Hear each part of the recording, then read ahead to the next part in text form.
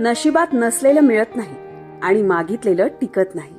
जे मिळालं आहे त्यात समाधान मानून जगावं, कारण जे आज आहे त्याची कदर केली नाही तर कदाचित एक दिवस तेही हरवून बसेल. ही भीती माणसाच्या आयुष्यात सतत सलत असते. सुखदुःखाच्या चक्रव्यूहात अडकलेला माणूस भावनेचा आधार घेत स्वतःचीच फसवणूक करत असतो. वाटत असतं त्याला की आपण डोळस नजरेने जगत आहोत, पण त्याला काय माहित, त्याची पाठ फिरली की नजर सुद्धा दृश्य होते आणि आपल्या माणसांची नियत सुद्धा. नीतिमत्ता सांभाळून वास्तवाशी मेळ घालत जगणारी माणसं फार कमी आहेत. बाकी सर्व आहेच माणसाने बनवलेले माणसासाठीचे मुखवटे. आपण मुखवट्यांवर प्रेम करतो. खरा चेहरा तर तेव्हा कळतो जेव्हा आपण वास्तवदर्शी होतो.